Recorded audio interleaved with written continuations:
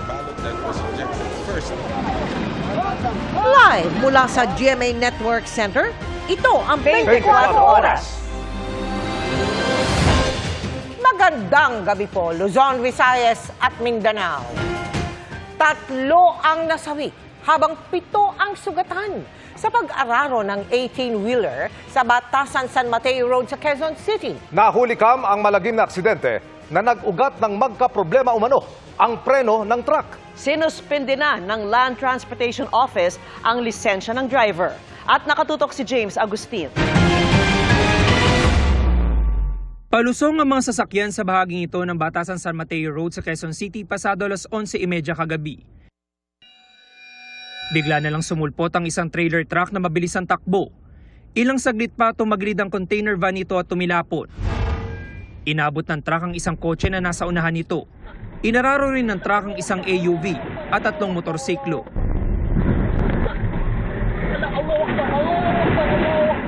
Natumba maging ang poste ng ilaw sa Center Island at bumagsak ang bubong ng isang waiting shed. Ang windshield ng 18-wheeler basag-basag.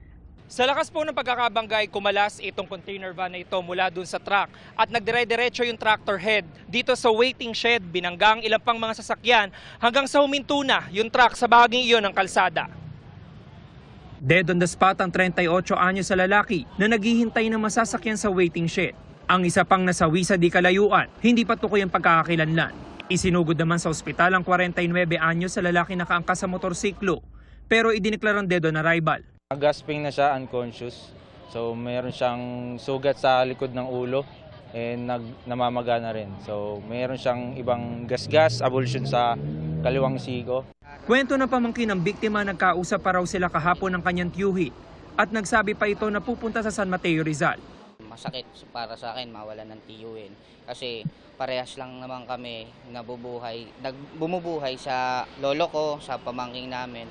Pero yun nga, sana panagutan na lang ng driver at yung company ng driver yung nangyari sa tito ko. 7 ang naitalang sugatan sa aksidente, kabilang na ang 37 anyos sa motorcycle taxi rider na nagtamo ng mga sugat sa tuhod, kamay at mukha. Inano ko pa po siyang umiwas pero hindi na ako nakaiwas. Kasi medyo maraming baton tumama sa akin. Yun po yung nag-cause ng pagkasemplang ko. May mga nasugatan din sa mga sakay ng kotse na yuping-yupi ang likurang bahagi. Sobrang bilis, hindi ko na napansin sa salamin ko eh. Nasa kusodiya na ng QCPD Traffic Sector 5 ang 38 anyos sa truck driver na iginiit na nagkaproblema ang kanyang preno. Galing daw silang Maynila at magde-deliver sa Marikina. Palusungo kami sir sa stoplight, palusungo. Bigla akong humina yung preno. Hanggang sa wala na, hindi ko na makontrol, dire-diretso na ako. Kaya no choice ako, kaya yung manibela, kasi sa nahulumigo. Pasensya na, hindi ko talaga gusto naman mangyari yung gano'n. Dahil aksidente nga ako talaga. Initial investigation po natin, itong truck po na to, nawalan daw siya ng control. Maharap ang truck driver sa reklamong reckless imprudence resulting in multiple homicide, multiple physical injuries, and damage to properties. Para sa GMA Integrated News, James Agustin, nakatutok, 24 Oras. Inasang darating sa bansa ngayong gabi si dating Congressman Arnie Teves na wanted para sa mga kasong murder. Yan ay matapos siyang ipa-deport ng Timor-Leste. Pero ang kanyang kampo, kine-question ang naturang hakbang. Nakatutok si Salima Refran.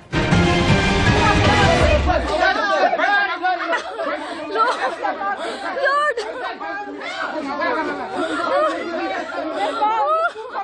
Matapos arestuhin Martes ng gabi ng Immigration Police sa loob mismo ng kanyang bahay sa kabisera ng Timor-Leste na Dili, Lord! dinetain sa Ministry of the Interior ang pinatalsik na Negros Oriental 3rd District Representative Arnie Teves. Bilang paghahanda ito sa kanyang deportation ngayong araw. Dari kata kaya daw ni Teves mayon akompanya otoridad de segurança. Kanina, dinala na sa airport si Teves. Pasado 1:00 ng hapon, ng opisyal na isali ng Timor-Leste ang kustodiya ni Teves sa composite team ng DOJ, NBI at BI na pinangunahan ni na NBI Director Jimmy Santiago at Justice Assistant Secretary Eliseo Cruz. Si Teves nakasuot ng puting t-shirt at shorts at napaliligiran ng Timorese authorities nang ilabas sa media. Nakaposes ang kanyang mga kamay. Kurente malusira. habang nakatanikala ang mga paa.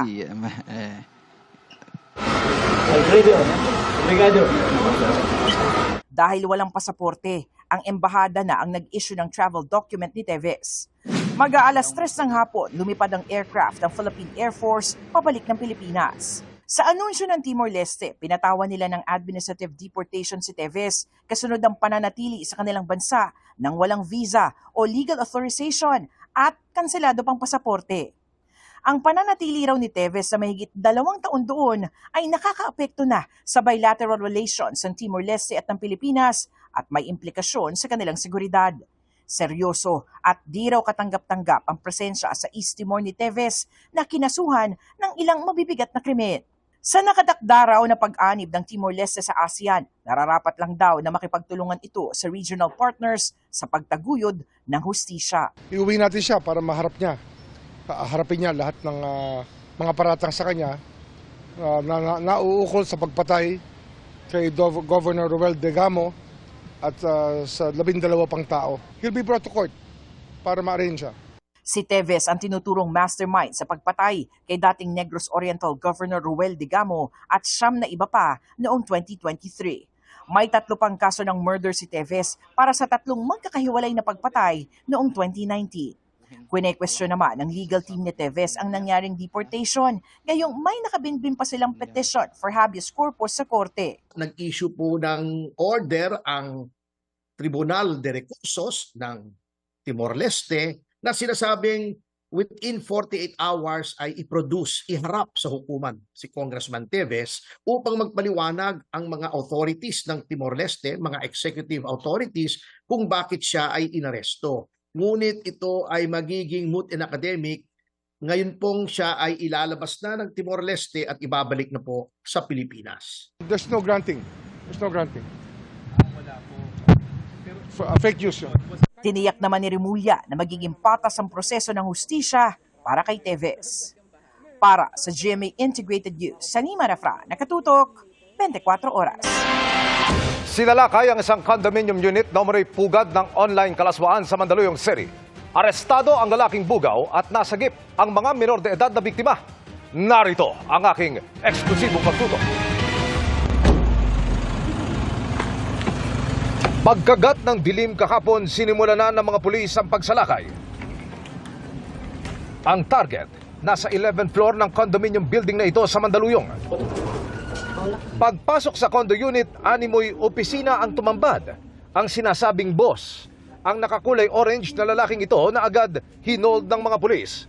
Sunod na pinuntirya ng mga pulis ang kwarto sa likuran.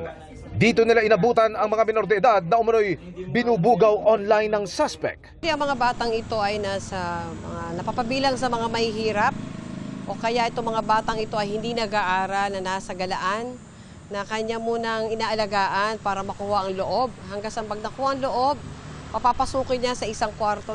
Pero ayon sa mga pulis, bago niya ibenta online ang mga batang biktima, siya muna ang gumagamit bago ito i-offer sa iba ng appropriate amount. Starting 2,000 to 3,500.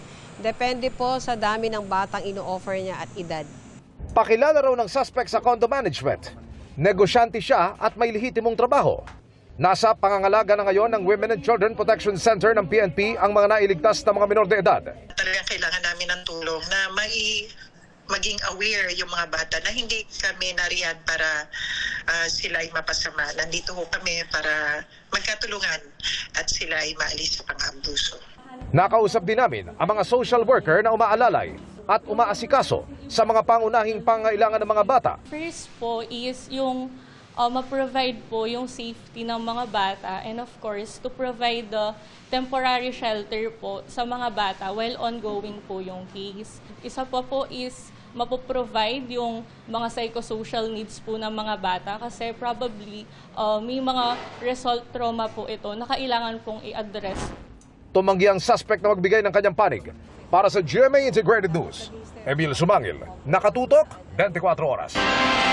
Hinirang bilang bagong hepe ng PNP si Police Major General Nicolas Torre III na nanguna sa pag-aresto kina dating Pangulong Rodrigo Duterte at Pastor Apollo Kibuloy. ang naging papel dyan ni Torre, ang ilan daw sa mga dahilan ng pagpili sa kanya sa posisyon ayon sa palasyo. At nakatutok si Ivan Mayrina. You are under arrest for obstruction of justice 1829, sir. Let's go. Okay. Bosas, please. Bosas. Ang operasyon para sa pag-aresto kay dating Pangulong Rodrigo Duterte pagdating mula sa Hong Kong noong March 11 na sinundan ng tensyonado mga tagpo sa pagitan ng mga pulis at ng mga abogado ng dating Pangulo sa buong maghapon hanggang sa maisakay siya sa eroplanong nagdala sa kanya sa The Hague. Pinamunuan ni Criminal Investigation and Detection o CIDG Chief Major General Nicolas Torre III. Bago yan, bilang Director ng Davao Police Regional Office, si Torre din ang nanguna sa pag-aresto kay Kingdom of Jesus Christ leader Pastor Apollo Kibuloy. Nagtagal ang operasyon ng ilang linggo na kinailangan isagawa ng libu-libong pulis sa gitna ng pagpalag ng mga miyembro ng KOJC bago tuluyang mapasakamay ng pulisya si Kibuloy. Si Torre may bagong misyon simula sa June 2. Siya na kasi ang hinirang na bagong hepe ng Philippine National Police. Pagkumpirma ng palasyo, kabilang sa dahilan ng kanyang pagkakapili, ang naging papel niya sa dalawang malalaking misyong ito. Si Presidente always demands performance. Kahit na ano yung pinagawa sa iyo, you must exhibit some high degree level of performance. So maybe that is one. I'm not going to discount that. But there may be other qualities of General Torre that he might have considered. Lahat ng promotion, reward yan, ano? But most promotions are given on merit. So let us assume that this was given on merit. Bago pamunuan ng Davao Regional Police, hepe ng Quezon City Police District si Torre, hanggang sa magbitiw siya kasunod ng kontrobersyang pinaburan umano niya, ang road rage suspect at dating police na si Wilfredo Gonzales. Si Torre ang unang graduate ng Philippine National Police Academy o PNPA, nahahawak sa pinakamataas sa pwesto sa pulisya. Para sa GMA Integrated News, Ivan Mayrina, nakatutok, 24 oras. Nagbabala ang MMDA laban sa mga motoristang nagtatakip ng plaka. Yan kasi ang nabistong estilo ng ilan para iwas huli sa ipinatutupad ngayong No Contact Apprehension Policy o NCAP. Nakatutok si Joseph Moro. Sa talas ng mga kamera na ginagamit ng MMDA sa No Contact Apprehension Policy o NCAP, walang takas, kitang-kita ang mga plate number. Kahit mukha nga, pero Pinoy pa ba? Mula nang ipatupad ang NCAP, may ilang tinitipa ng ilang letra o numero ng plaka ng kanilang motor. Ang iba, face mask pa ang gamit, pantakip. May COVID? Ayon sa MMDA, booking na ang mga the moves na ganito at pinapahunting na raw sila. Natakpan lang yung dalawa. So may way naman yan of backtracking yung mga plaka na yan at yung mga gumamit ng ruta na yan. Paano kung buong plaka ang nakatakip? Huwag raw pakampante dahil may mga traffic enforcers pa rin sa lugar na pisikal na hahabol at huhuli sa inyo. Eh kung peking plaka ang gamit? May license plate recognition software tayo. So pag dumaan yan uli, mare-red flag yan sa amin at mapapaharang natin. At kakasuhan natin criminally. May 5,000 pesos itong multa at pwedeng suspindihin ang inyong driver's license kapag nahuli kayo. Alaala ulit ng MMDA, exempted ang mga responding ambulansya, fire trucks at mga police mobile sa NCAP. Ang iniiwasan ng MMDA ngayon magamit ang mga blinker o siren ng kahit na anong sasakyan. We have to make sure through manual review na talagang legitimate yan. Pag na-flag yan, pag nakita naman ng ating reviewers na emergency vehicle, automatic yan, i-invalidate yung red flag. Di na dadating na may notice sa violation? Wala na, hindi na. Pero paano naman ito? Ni walang madaanan ng ilang motorista dahil sa mga nakahambalang sa daan, minsan mga vendor pot, na clearing operation na kagabi ang MMDA. Mula Quezon City, sinubukan naman namin ang ilang rerouting scheme na inilabas ng MMDA kapag ginawa ng EDSA simula June 13. Base sa rerouting plan ng MMDA, pwede kaming dumaan sa Skyway. Tingnan natin kung ilang minuto at kung saan kami pwede mag-exit pagpapunta kami ng Maynila.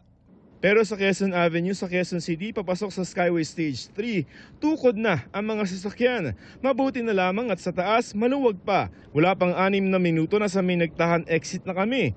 At pagkatapos ng 3 minuto, nasa may Buendia exit na kami na pwedeng labasan papuntang Makati at Pasay. At pagkatapos na 14 na minuto mula nung umalis kami sa Quezon City, nasa may airport na kami. Sa ngayon, mabilis pa. Pero aminado ang MMDA na maaaring problema nga ang pagpasok at paglabas ng Skyway na alternatibo sa EDSA. Nakikipag-ugnayan na sila sa DPWH at mga lokal na pamahalaan para sa traffic management at para maglagay ng mga sign sa mga kalyeng bahagi ng rerouting plan. Nasa 20 rerouting plans ang inilabas ng MMDA.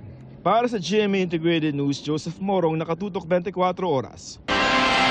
Nagsagawa ng live fire drill sa Tarlac ang Philippine at US Marines bilang bahagi ng Kamandag military exercises. Kabilang sa kanilang sinanay ang paggamit ng 81mm mortar.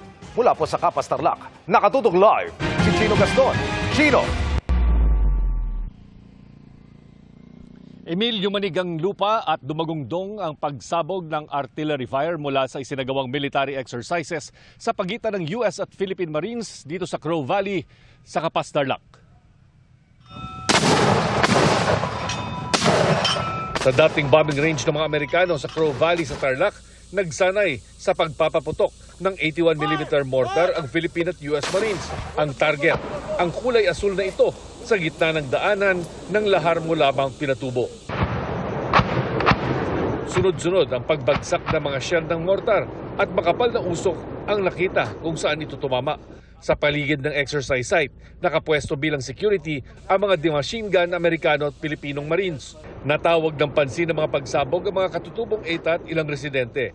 Nagtipon-tipon sila sa tuktok ng burol na ito para manood. Ang pagsasanay na bahagi ng Kamandag 925 layong paigtingin ang kakayahan ng mga Amerikano at Pilipino sa pagsanib puwersa sa isang military operation. Bukod sa Philippine Marines, may pagsasanay rin ng mga Amerikano kasama ang Special Action Force ng Philippine National Police.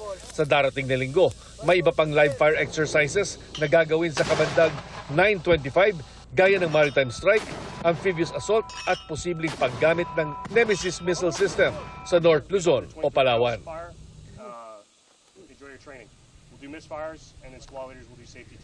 Emil, mahigit 4,000 mga miyembro ng Philippine at US Marines ang nakatakdang lumahok pa sa mga darating pang mga exercises sa ilalim ng Kamandag 0925. Kasama ang higit 100 miyembro ng Japanese Self-Defense Force at mga observers mula sa 6 na bansa. Emil.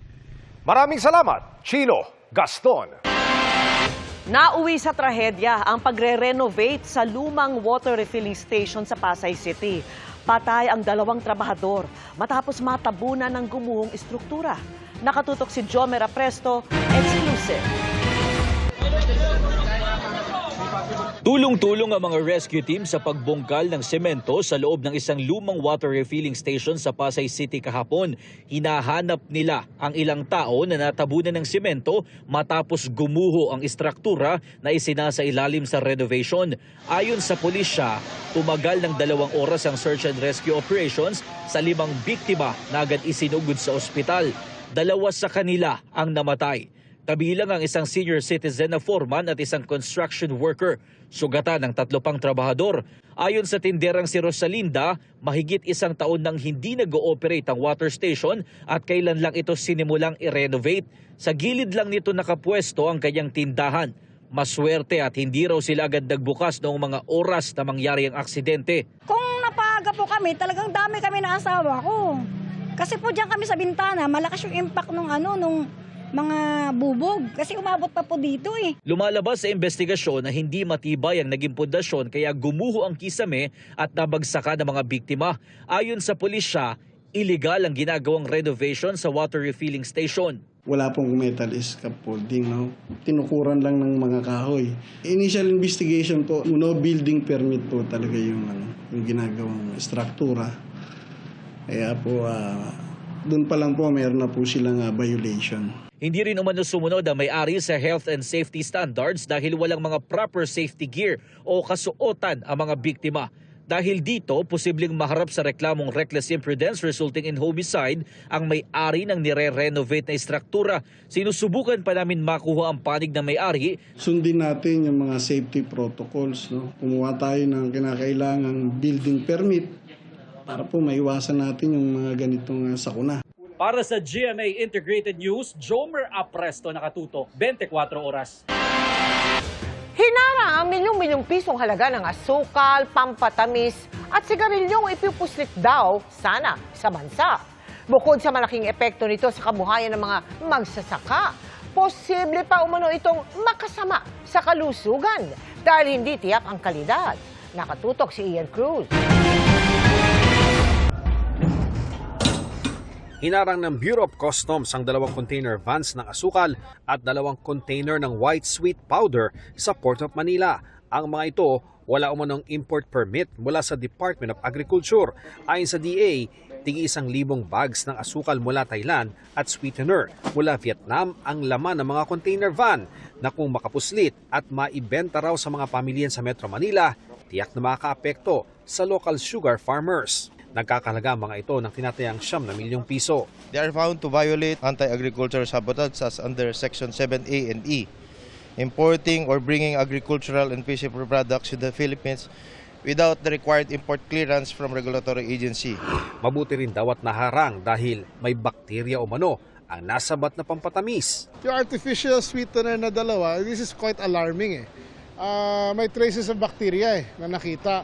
So that is considered now not fit for human consumption. But I told them to retest just to be sure. Ayon sa Department of Agriculture, itong container na mga nasabat na asukal ay kanilang ipasusuri at kapag ligtas ito para sa consumption ng mga tao ay ipapasa daw ito sa appropriate agency para mapakinabangan ng publiko. Hahabulin daw ng DA ang mga importer ng asukal at sweeteners. Bukod sa mga naharang na pampatamis, may nasabat na isa pang container ng sigarilyo ang customs na ayon sa DA ay labis din ng epekto sa local farmers ng tabako. Magit 80 milyong piso ang market value ng shipment. Ang importante is that we have to relish our own products. Hindi ito mga ganito kumikita lang yung mga loko-loko na smuggler at saka mga producer nito sa ibang bansa. Bago sa Port of Manila, nag-inspeksyon sa palengke sa Alabang Muntinlupa si Secretary Chu Laurel kasama ang DTI at lokal na pamahalaan. Stable naman ang presyo ng mga bilihin at sa commercial rice may 35 pesos per kilo na. Patok din ang binuksang kadiwa ng Pangulo na nagbebenta ng 20 pesos na bigas. Pero ang obserbasyon ng DA, I am not too happy na sa nakita ko na medyo mainit at yung pila hindi maayos at kulang kami ng tao na tutulong sa mga elderly and vulnerable sector. But of course, hindi naman tayo papayag na ganun at ang utos nga ni Pangulong Marcos ay make sure it is convenient. Para sa GMA Integrated News, Ian Cruz, nakatutok 24 oras. Good evening mga kapuso! Jezebel is back! It's just the Queen, Marian Rivera, na nag-transform as mermaid sa trend na ginamitan ng artificial intelligence o AI. Pero hindi artificial. Ang dancing skills ni Marian na isa-showcase niya bilang dance authority sa Stars on the Floor. Makichika kay Nelson Canlas.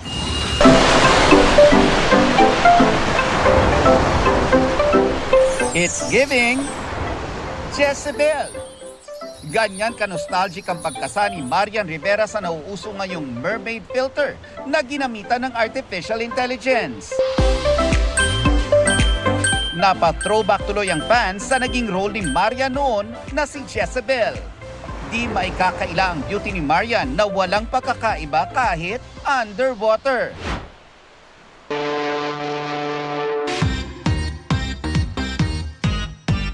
Aside sa pagiging likas na maganda, si Marian in her dancing era na rin dahil napasabak daw siya sa pagpapakita ng galing sa dance floor sa inaabangang Stars on the Floor. Hindi pwedeng hindi. Isa raw yan sa mga aabangan ng mga kapuso this June. Bukod siyempre sa mga talentong ipapamalas ng mga celebrities at online stars na nagkokolabanan sa dance show. Very excited ako na makita nila kung sino talaga yung mga contestant natin. So ang excited ako is kung paano nila maibibigay yung ibang flavor. Alam mo yung ibang sayaw na hindi pa nakikita para sa kanila. At saka ako nga bilang party din talaga ng magja-judge talaga sa kanila. Nelson Canlas, updated sa Showbiz Happenings. Arestado ang isang Chinese national na mataas na opisyal umano nang nagsarang pogo sa Makati City. Ang suspect na harap sa kasong qualified theft. Binuntutan ng mga operatiba palabas ng 5-star hotel. Nakatutok si June Veneracion. Exclusive. Habang ine-eskorta ng security palabas ng lobby ng 5-star hotel sa Makati, walang kamalay-malay ang Chinese na ito na may mga police intelligence operatives sa likod niya. Paglabas ng hotel, doon na siya pinusasan at inaresto. Dahil nga po isang luxury hotel po ito, iniiwasan po na magkaroon ng scandal at the same time po commotion sa loob. Ang arestadong Chinese, top executive daw ng nagsarang pogo sa Makati. May kinakaharap siyang 18 counts ng qualified theft. Siya po ay isang finance executive, so siya po ang nagmamanage ng mga expenses, cash transactions po within and outside po ng company po.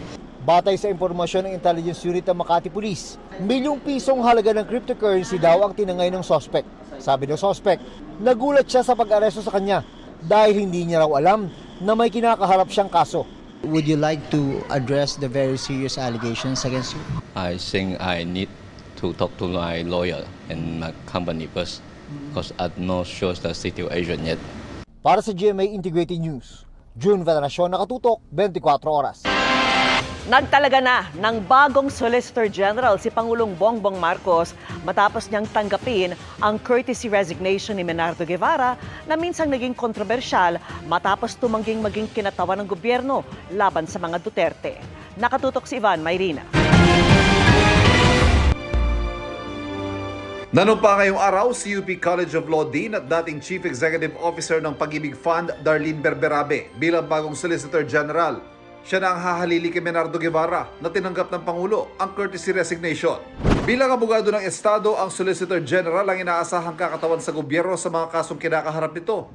Pero naging kontrobersyal kamakailan si Guevara matapos mag-recuse o tumangging mag-abogado para sa gobyerno sa habeas corpus petition sa Korte Suprema ng magkakapatid na Duterte matapos ang pag-aresto kay dating Pangulong Rodrigo Duterte. Iginit pa noon ng Office of the Solicitor General sa Korte Suprema ang posisyong walang jurisdiksyon ng International Criminal Court sa Pilipinas at gumagana ang justice system sa bansa. Pero sa tingin ni Executive Secretary Lucas Bersamin, wala itong kinalaman sa desisyong pakawalan si Guevara sa gabinete ni Marcos at nais na magkaroon ng bagong mukha sa Office of the Solicitor General. I don't think that that was a factor at all. He and the President had a conversation about this, and the President respected his ethical decision to recuse. Now, if there was a reservation about his professionalism at that time, the President could have already removed him. Bago itinalagang Solicitor General ni Pangulong Bongbong Marcos, nanilbihan bilang Justice Secretary ng Administrasyong Duterte si Guevara. Founding partner din siya sa law firm na itinatag nila ni dati Executive Secretary Salvador Medialdea. Binati ni Guevara ang kapalit si Berberabe at tiwalang magiging mahusay siya bilang Solicitor General. Babalik daw muna sa tahimik na pribadong buhay si Guevara. Tinanggap din ng Pangulo ang pagbibitiw ni CHED Chairperson Prospero de Vera na hawak ang posisyon mula pa noong 2018 at isa ring Duterte appointee. Hindi malinaw naging basihan ng pagtuldok ng Pangulo sa termino ni De Vera na papalitan ni CHED Commissioner Shirley Agrupis. Second term niya na ito.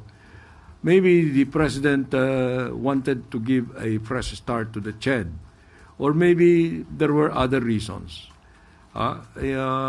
Hindi natin madi-discount that may factor dyan yung mga intramurals dun sa CHED. Sa isang pahayag, malugod na tinanggap ni De Vera ang pasya ng Pangulo na palitan siya bilang CHED Chairman at nagpasalamat sa pagkakataong maglingkod sa CHED sa loob ng halos 7 taon. Ang pumalit sa kanyang si Agrupis, naging presidente ng Mariano Marcos State University. Mananatili naman bilang Interior and Local Government Secretary si John Vic Remulla. Justice Secretary pa rin si Boying Remulla. At patuloy na pamumunuan ni Secretary Gibo Chodoro ang Defense Department matapos tanggihan ng Pangulo ang kanilang mga isinumiting courtesy resignation. Nagpapatuloy ang pagsusuri sa iba pang mga kalihim dahil ayon sa Pangulo, nais niya ng malalimang pagtingin sa naging performance ng kanyang gabinete. Para sa GMA Integrated News, Ivan Mayrina, nakatutok, 24 oras. Inilabas na mula sa Senate Museum ang witness stand na gagamitin para sa impeachment trial ni Vice President Sara Duterte. Pero habang naghahanda ang Senado, nasa The Netherlands ang bise, kasama si Senator Amy Marcos na uupong Senator Judge sa paglilitis. Nakatutok si Maki Pulido. Nasukat na ng ilang mga senador ang robe na kanilang gagamitin pag upo bilang senator judges sa impeachment trial ni Vice President Sara Duterte. Una nila itong gagamitin pag nag-convene sila bilang isang impeachment court. Ito ang session hall ng Senado at dito gaganapin ang impeachment trial ni Vice President Sara Duterte. Dito rin ginanap ang impeachment trial ni dating Pangulong Joseph Estrada at ni dating Chief Justice Renato Corona. Dito sa floor, pwesto, of course, ang senator judges, pati ng prosecution panel at ang depensa. Bukas naman ang gallery para sa media, pati sa publiko na gustong manood ng impeachment trial. So, itong setup na to ay para sa regular session ng Senado. So, babaguhin pa nila ang pwesto ng mga silya, pero sa pwestong ito raw, ilalagay ang witness stand na ginamit nung impeachment ni dating Pangulong Estrada at ngayon gagamitin muli para sa impeachment ni Vice President Duterte. Nilabas mula sa Senate Museum ang witness stand na ginamit nung impeachment trial ni dating Pangulong Joseph Estrada noong 2000 at ngayon naka-standby sa gilid ng session hall. Hinanda na nila itong mga silid na to. Isa ito, ang Tolentino Room. Hinahanda yan either para maging kwarto ng prosecution o ng depensa, dito sila mag-huddle, dito sila magmi-meeting habang isinasagawa ang impeachment trial. Maliban sa Tolentino, ay ito naman ang Quezon Room. Pero hindi pa natin alam sa ngayon kung ito ay gagamitin ng prosecution o ng depensa. Katabi ng dalawang kwartong ito, ay ito naman ang multi-purpose room. So, etong kwartong ito ay gagamitin naman para sa media na magko-cover ng impeachment trial. Kung titignan ninyo, medyo maluwag ang kwartong ito dahil dito, pwesto ang mga media na magko-cover ng impeachment trial. Ito ay gagamitin ng mga galing sa TV, ng print, ng radyo, at ng online. Ang mga paghahandang ito nagaganap halos kasabay ng pagdating ni VP Sara sa The Hague kagabi oras sa Pilipinas. Kasama ang kapatid ni Pangulong Marcos na si Senadora Amy na isa sa mga uupong senator judges. Nakaschedule siya makipagkita sa kanyang amang si dating Pangulong Rodrigo Duterte bukas at sa Lunes. Sa Sabado naman, ang ika-47th birthday ni VP Sara, makikiisa siya sa pagtitipon ng mga Pilipino sa The Hague sa mismong harapan ng International Criminal Court. Ngayong 19th Congress magko-convene bilang impeachment court ang Senado. Pero sabi ni Senator-elect Tito Soto, may tanong pa kung maaari bang itawid ang impeachment mula 19th to 20th Congress. In principle, ayon kay Senator Win Gatchalian, pwede naman ito. Yung prinsipyo kasi ng Senate is a continuing body. Kaya meron 12 ang incumbent katulad ko, may 12 na bago. So, continuing body siya. So, yung principle na yan, tingin ko ma-apply yan sa mga ganitong situation tulad ng impeachment. Tingin ni Senator Joel Villanueva, functional pa rin ang isang impeachment court kahit na magbago ang miyembro nito. Pero dahil ngayon lang naman daw ito mangyayari, maaari naman anya itong questionin ni VP Sara sa Korte Suprema. Dagdag niya, sa June 2 o sa June 3, maaring pag-usapan ng mga senador ang isyong ito. I think the ASP is looking forward to having a caucus before the opening. Para sa GMA Integrated News, Maki Pulido, nakatutok, 24 oras. Inilabas ng social weather stations ang resulta ng survey kung saan tinanong ang respondents sa mga dapat at hindi dapat gawin ni Vice President Sara Duterte kasunod ng eleksyon. Sa survey ng social weather station noong May 2 hanggang 6, na kinomisyon ng Strat-based Group, 93% ng respondents ang naniniwala na dapat unahin ng bise ang pagtugon sa mga pangangailangan ng bansa.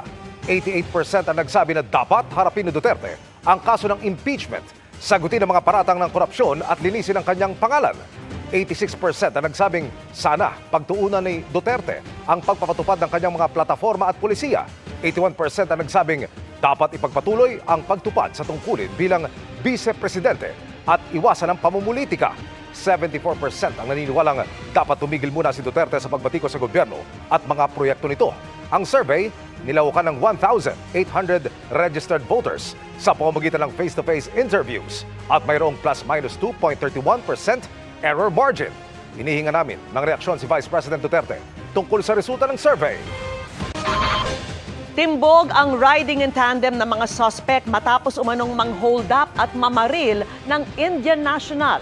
Nakatutok si John Consulta. Sa kuwang ito ng CCTV, makikita ang pagdating at pagpasok ng 36 anyos na Indian national sa kanyang bahay sa Barangay Tugatog, Malabon City. Maya-maya lang, dumating ang riding in tandem na agad sinundan ang target na biktima. Di nakuna ng CCTV ang mga sumunod na nangyari, pero dito na raw hinold up ang Indian national ng dalawang lalaki. Segundo lang ang lumipas, makikita ang paglabas ng dalawang suspect, pero sinundan sila ng biktimang Indian national na nakipagbuno pa sa kanila. Dito na naglabas ng baril at nagpaputok ang isa sa mga suspect. Tinamaan sa braso ang negosyanteng dayuhan pero di pa rin siya tumigil sa paghabol sa mga salarin. Ngunit ilang sandali pa, biglang umatras ang dayuhan at mabilis na pumasok sa loob ng bahay. Binalikan pala ng mga suspect ang kanilang naiwang motorsiklo na kanilang itinulak papalayo habang tumatakas. Ang una po nating suspect ay may kasong robbery with threat and intimidation. Yung pangalawang suspect din ay may kaso ring robbery with force upon things at isa po siya sa listed most wanted person ng Malabon City Police. Pag may nakakita po sila ng Bombay ay sinusundan po nila ito. Ang kariwang nangyayari ay tinatambangan kung minsan sa gilid ng kalsada. Sa follow-up operation ng Northern Police District, inaresto ang dalawang suspect na naharap ngayon sa mga reklamong attempted murder at frustrated robbery. Dinala naman sa ospital ang biktima at sasailalim sa surgery dahil sa tinamong tama ng bala. Di nagbigay ng pahayag ang mga inaresto. Sa mga gumagalang kriminal dyan na nang bibiktima ng ating mga kaibigan na galing sa ibang bansa, ay ang warning lang namin, siguro makakapag-biktima kayo but your PNP, your NCRPO will not stop until such time that we will bring you to justice and you will be put behind bar. Para sa GMA Integrated News, John Consulta, nakatutok, 24 oras. Muling nagpaalala ang COMELEC sa mga komandidato sa eleksyon 2025 na magsumite ng Statement of Contributions and Expenditures o SOSE. Kaunti pa lamang daw kasi ang nagpapasa kahit wala na lang 2 linggo bago ang deadline sa June 11. Nakatutok si Sandra Aguinaldo. Ngayong tapos ng eleksyon, panahon na ng pagpa-file ng Statement of Contributions and Expenditures o SOSE ng mga kandidato na naluman o natalo. Sa SOSE ay dinedeklara ang detalye ng pinagkagastusan nila sa eleksyon, ang natanggap nilang donasyon, at maging kung sino ang mga donor. Sa June 11 na ang deadline ng filing ng SOSE, pero ayon sa COMELEC, kakaunti pa lang ang nagsusumite. Wala pang 10 ang nagpapasa ng SOSE, at least dito sa main office ng COMELEC. Dito kasi sa main office ang tinatanggap natin ay mga posisyon ng senador at saka kongresista at party list. Nauna nang sinabi ni COMELEC Chairman George Erwin Garcia na bubusisiin nila ang mga isusumiteng SOSE gaya halimbawa ng mga kandidatong inendorso ng mga artista at influencer. Kailangan pasok sa limit sa ilalim ng batas ang gastos ng mga komandidato. Sa Republic Act 7166, 3 piso kada registered voter ang pwedeng gastusin ng tumatakbong senador at party list. 5 piso kada botante naman kung walang suporta ng partido ang tumatakbo. Samantala, naghahanda na ang COMELEC sa parliamentary elections sa Bangsamoro Autonomous Region in Muslim Mindanao o BARM. Pero nababahala ang komisyon na hanggang ngayon hindi pa malinaw kung ano ang gagawin sa 7 parliamentary seats na nakalaan para sa lalawigan ng Sulu.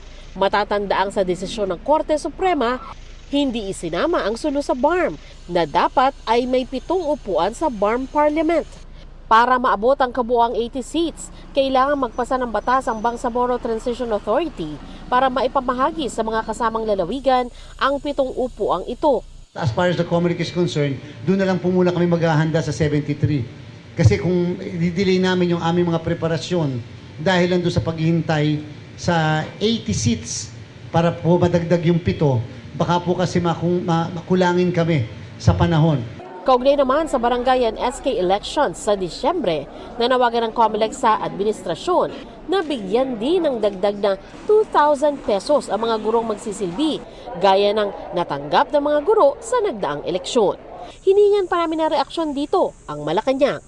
Para sa GMA Integrated News, Sandra Aguinaldo, nakatutok, 24 oras.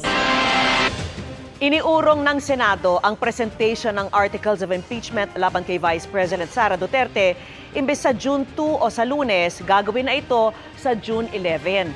Sinulatan ni Senate President Chis Escudero si House Speaker Martin Romualdez pati ang opisina ng Vice Presidente para ipagbigay alam ang bagong schedule.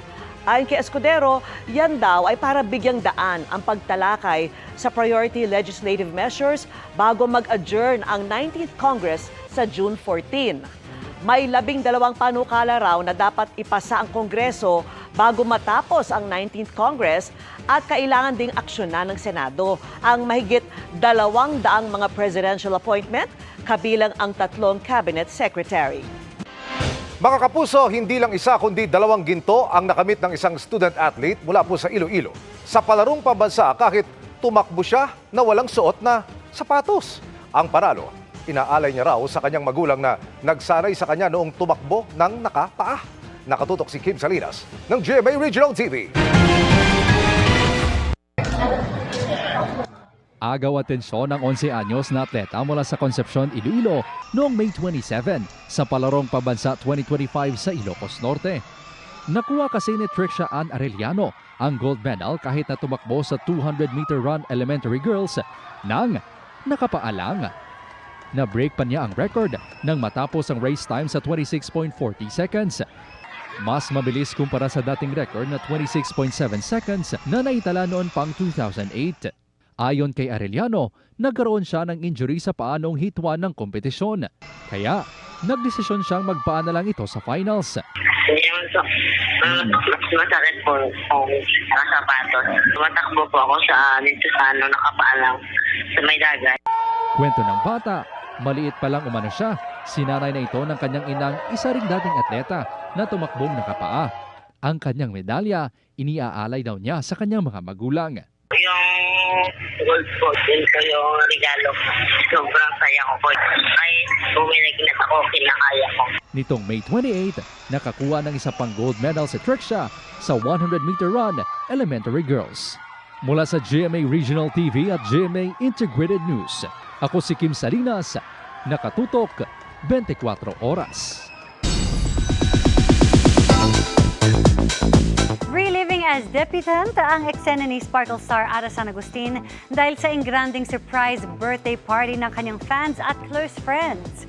At sa kanyang 30th year, may meaningful experience din siya as volunteer sa isang animal shelter. Makichika kay Aubrey Carampel. In shock si Sparkle star Ara San Agustin pagdating sa venue ng birthday party na sorpresa para sa kanya ng fans. Confused ako sa nangyayari. Naging emosyonal si Ara dahil hindi raw niya inakalang mag-aabala ang kanyang fans para sa isang surprise party para sa kanya. Kasi super na-appreciate ko lang yung mga tao na nag-prepare dito and dumalo yung oras nila, yung effort nila para pumunta dito. Maraming salamat sa kanila and hindi ko lang inakala na may mga tao na gano'n na mag-throw ng birthday party para sa akin. Noong April 25, nag-celebrate ng kanyang 30th birthday si Ara. Dahil hindi raw siya nagkaroon ng debut party noong nag-18 years old siya. Kaya mala-debut ang ginawang programa ng kanyang fans. Dumating din ang kanyang close friends kabilang sina Thea Tolentino at Yasser Marta. Sana matupadan lahat ng wishes niya, lalo na sa career niya. And I think very blessed naman na siya with her loved ones. Ara, happy birthday. Gusto ko lang sabihin na maraming salamat sa friendship. More projects to come at gawin mo lang kung anong gusto mo. Nagkaroon din ng meaningful experience sina Ara at Thea with akusada lead star Andrea Torres sa kanilang pagbisita sa Philippine Animal Welfare Society o PAWS. Nang maging volunteers for a day, nakabonding nila roon ang 70 rescued dogs at 163 cats at ang resident turtle na si Poji. Sila rin mismo ang nag-prepare ng lunch at treats para sa fur babies. Hinihikayat nila ang publiko na mag-volunteer at i-consider ang pag-adopt kaysa ang pagbili ng pets. Aubrey Carampel, updated sa Showbiz Happenings. Tinalakay sa isang mediation conference kanina sa Office of the City Prosecutor ng Quezon City ang posibleng settlement sa kasong estafa na inihain ng GMA Network laban sa Television and Production Exponents o TAPE Inc. Nakatutok si Mariz Umali. Nagharap ngayong tanghali sa Office of the City Prosecutor ng Quezon City ang mga abogado ng GMA Network Incorporated at Tape Incorporated.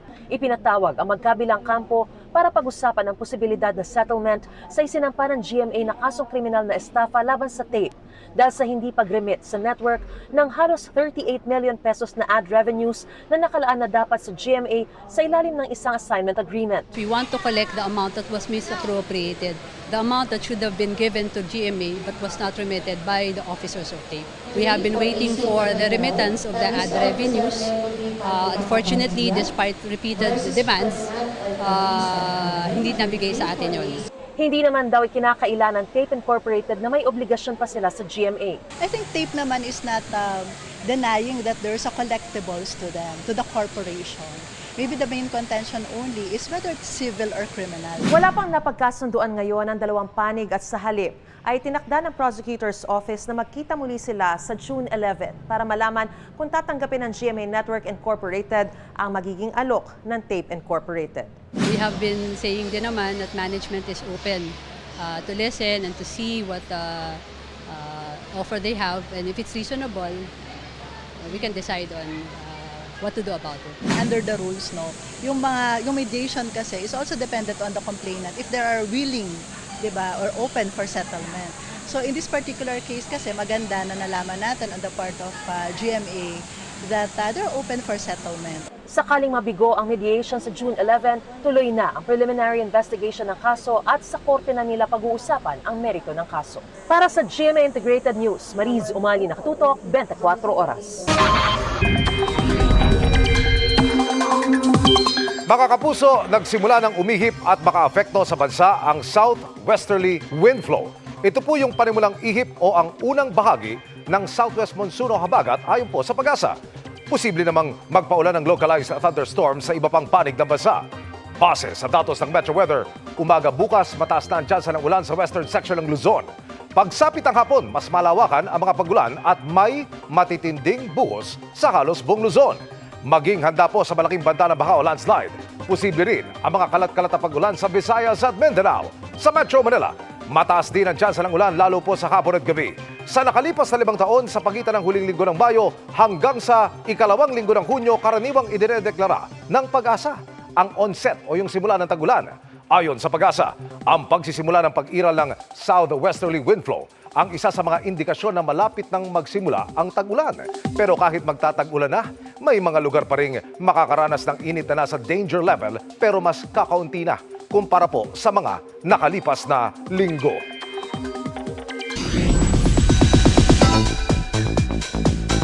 Balik na sa mundo ng mga tao, sa outside world, si housemate B, Bianco Umali, after ng kanyang productive at very self-reflective na pagbisita sa bahay ni Kuya. Ang boyfriend naman niyang si Lolong Ruru Madrid is super proud. Yan ang chika ni Nelson Canlas. Magical! Ganyan inilarawan ni Bianca Umali ang kanyang experience ng maging house guest sa Pinoy Big Brother Celebrity Collab Edition. Hindi ko akalain na magiging ganun kaganda yung pinagdaanan ko doon, yung adventure ko doon. And I was so happy all the more na I was able to do it for my mom. Marami pa kayo mapapanood. Ayoko i-spoil because the netizens will see. Pero ito sa dream come true, not for myself. Not just for myself, but for my mom. Nailabas din daw niya ang kanyang hidden traits tulad ng hilig sa paglilinis. Sabi ko kay Kuya, kung kailangan mo pa ng tagalinis ulit, tawagan mo lang ako. I will be at your doorstep. Proud kay Bianca ang kanyang boyfriend na si Ruru Madrid. Lalo't naipakita raw ni Bianca ang kanyang totoong ugali, nakahanga-hanga. Sa isang Facebook post, sinagundahan pa ni Ruru ang post ng isang netizen na si Ruru ang sinuwerte kay Bianca. Hirit nga ni Ruru, hindi lang swerte, super duper swerte ko. Ang isa pang ikinaka-proud ni Ruru, ang upcoming mega telepantasya na Encantadia Chronicles Sangre, kung saan gaganap si Bianca Natera. Incidentally, ang pagdating ng mga sangre, nataon sa pag-exit ng kanyang seryeng Lolong. Siyempre, kung meron pong magwawakas ay meron naman pong papalit at magsisimula po. At yun po ang sangre. So, sa totoo lang, nakaka-excite actually. Yun naman din talaga kami ni Bianca, parang lagi namin pinag-uusapan na parang sobrang blessed kasi yun nga, after ko gumawa ng Lolong, siya naman ang nasa prime time. And speaking of Lolong, bittersweet daw ang pamamaalam niya sa kanyang karakter. Sobrang magiging ma-aksyon itong mga huling araw na to. Very grateful sa lahat po ng mga natutunan at mga pinagdaanan namin sa programa po na ito. Napakarami ulit mga injuries but sabi ko nga ito yung mga nagpapatibay. Nelson Canlas, updated sa Showbiz Happenings. Matapos ang nakunang paglabas ng isang babae mula sa imburnal, mas dumami at nabuhay ang mga espekulasyon tungkol sa mga tinatawag na mole people na nakatira umano sa mga drainage. Yan po ang tinutukan ni Mark Salazar. Totoo ba o urban legend lang na meron daw mole people kung tawagin o yung mga naninirahan umano sa dugtong-dugtong na mga sewer pipes ng syudad sa ilalim ng Makati Business District? Nagsimula ito sa viral photo ng babaeng lumabas sa drainage na ito sa kanto ng Rufino at Adelantado Streets, San Lorenzo, Makati noong Lunes. Meron din nakuna ng CCTV sa parehong drainage na 3 tao naman na isa-isang pumasok noong ding Lunes. Saan sila pumupunta? Napag-alaman natin na yun pong butas dun sa drainage ay may tagusan po. Napag-alaman natin na ang tagus pala nito ay sa Pio del Pilar po, sa creek. Nakipag-ugnayan yung investigation natin sa Substation 3 para sila po ang makipag-ugnayan sa mismong barangay po ng Pio at magawa po kung ano yung mga dapat na gawin po doon tulad po ng rescue operation. Pwede palang gumapang mula sa drainage sa Rufino na 450 meters para makalabas sa lagusang ito sa creek ng De La Rosa, kanto ng Amorsolo, Barangay Pio del Pilar. Nag-abang kami ng lalabas na tao sa lagusan sa creek pero wala kaming natimingan.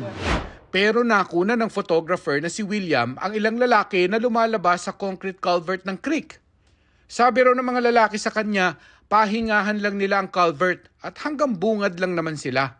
When they're spotted in canals or in other drainages in the area or in the city, it's often when they're hiding from the heat, the elements, or just trying to rest. That is what they claim. That you can't pass through the culverts. Pulis ang nagsabing tagusan ang mga sewer pipes sa lugar na ito. Pag pumasok ka dito, makakadaan ka, makakabagtas ka, makakalabas ka ng hanggang doon sa may Adelantado Street, doon sa may Rufino. Pag naman daw kumanan ka mula rito sa ilalim, babagtas ka hanggang doon sa may Chino Roses, malalayo na ito Ang sinasabi natin dito, more than 100 meters na.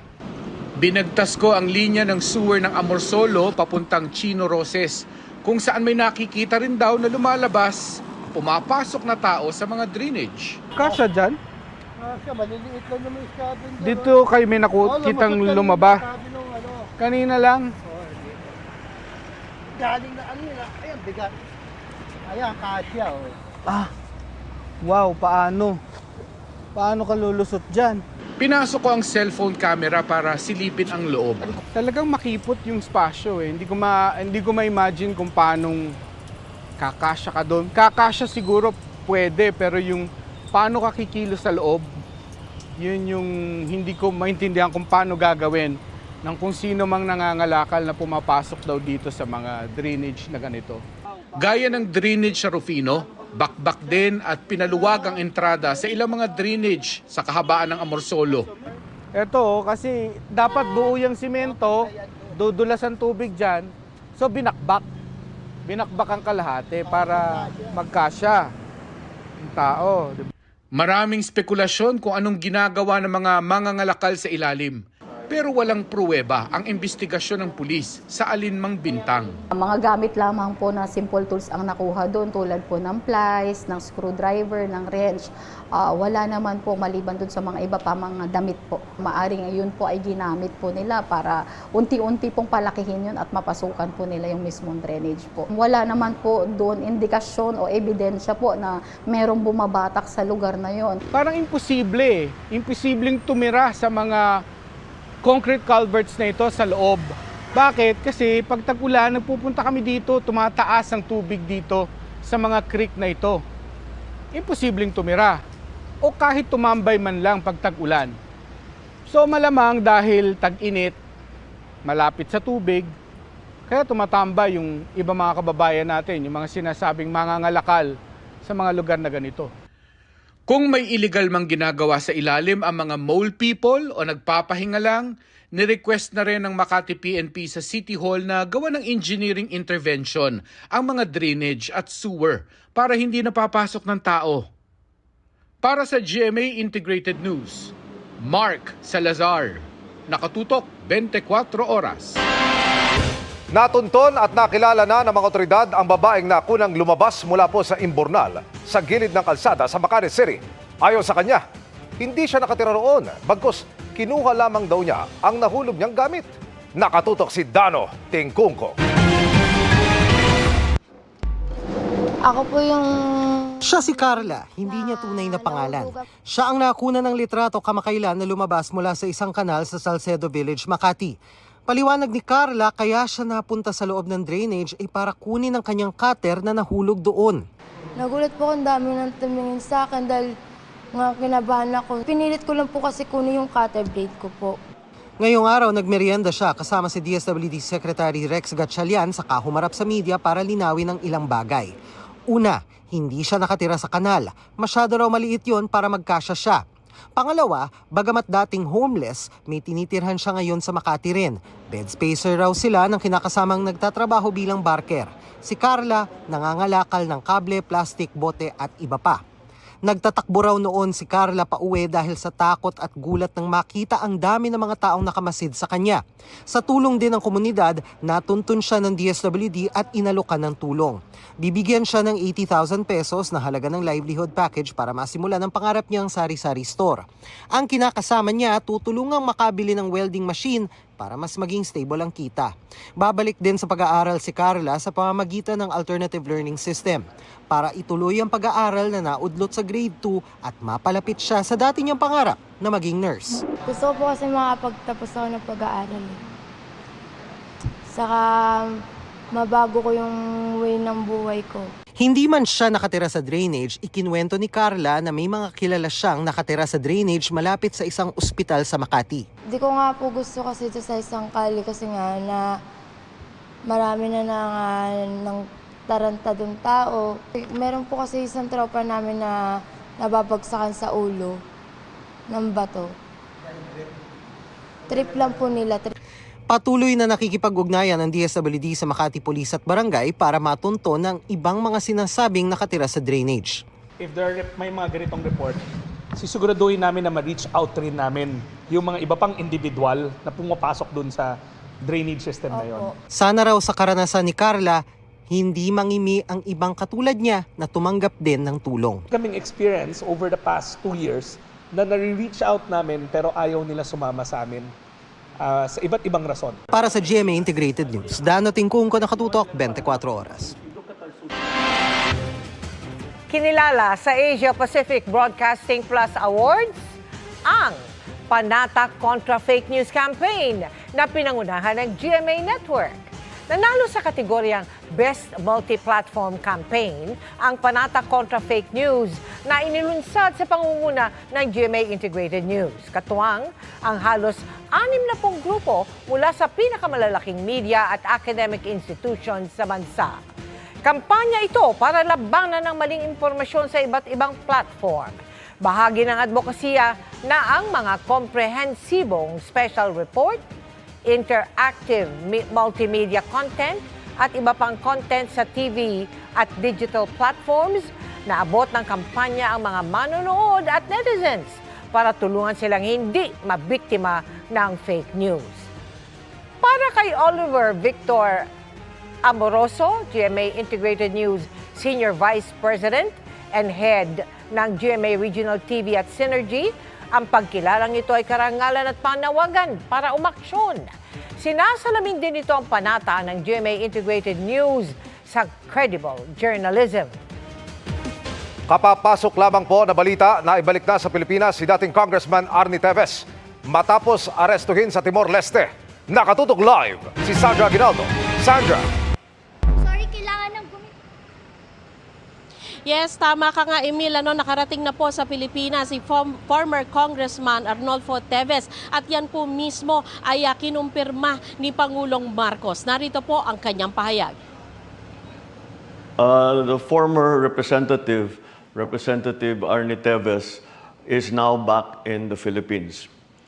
I was first informed of this development by Prime Minister Guzmão during the ASEAN meeting that I just returned from in Kuala Lumpur, and that Timor-Leste was ready to send Teves back to the Philippines. So this would not have happened without the assistance of President Horta and Prime Minister Guzmão of Timor-Leste. They have been working very hard to bring this to a conclusion. As we know, the former Congressman Arnie Teves is facing charges of murder and other crimes related to the ambush killing of the former Governor Digamo. We would like also to assure all our citizens that such lawlessness will not go unpunished, and it is now time for Arnie Teves to face justice.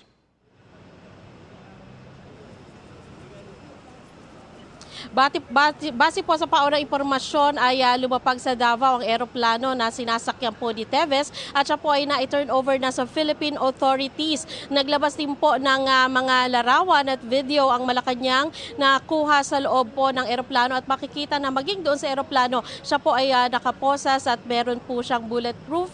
Bagamat sa ilang imahe na ating nakita ay maaliwalas na ng konti ang kanyang mukha at may isa pang larawan na bahagya po siyang nakangiti. Pero sa ngayon po, ang mga media ay nakaantabay dito sa Villamor Air Base din dahil inaasahan po ang kanyang pagdating dito. Katunayan, sinabihan po kami ng kanyang abogado na si Attorney Ferdinand Topacio na siya ay pupunta rin dito para salubungin ang kanyang kliyente at ayon sa kanya, kasama po niya ang ina nitong si former Congressman Teves. Mula po dito sa Villamor Air Base, yan muna ang pinakahuling ulat. Balik sa iyo, Emil. Maraming salamat, Sandra Aguinaldo. Nag-step down as Miss Grand International 2024 si Rachel Gupta ng India. Sa kanyang post, ibinahagi ni Rachel na most cherished dream of her life ang makoronahan. Pero matapos manalo sa pageant, sunod-sunod niya ang broken promises, mistreatment at toxic environment na hindi na raw niya kayang tiisin. Nag-sorry din siya sa kanyang supporters, sabay sabing lalabas din daw ang katotohanan. Sa pahayag na inilabas ng Miss Grand International, inanunsyo nitong tineterminate na nila ang title ni Rachel as Miss Grand International 2024. Nabiguan nila si Rachel na gampanan ang kanyang assigned duties. Pumasok din daw siya sa external projects na hindi inaprubahan ng organization at tumanggi umanong sumama sa isang scheduled trip. Ipinapasuli rin nila ang corona sa loob ng 30 days. Matapos ang pahayag na ito, nag-upload ang MGI sa social media ng video clips highlighting Miss Grand International first runner-up ang Pinay beauty queen na si CJ Opiaza. May caption pa itong, "Being a queen isn't just about outer beauty, it begins within." Stay tuned. Walang inanunsyo ang MGI kung sino ang papalit kay Gupta. And that's my chika this Thursday night. Ako po si Iya Arellano. Miss Mel, Miss Vicky, Emil. Salamat sa iyo, Iya. Thanks, Iya. At yan ang mga balita ngayong Huwebes. Ako po si Mel Tiangco. Ako naman po si Vicky Morales para sa mas malaking misyon. Para sa mas malawak na paglilingkod sa bayan, ako po si Emil Sumangil. Mula sa GMA Integrated News, ang News Authority ng Pilipino. Nakatuto kami 24 oras.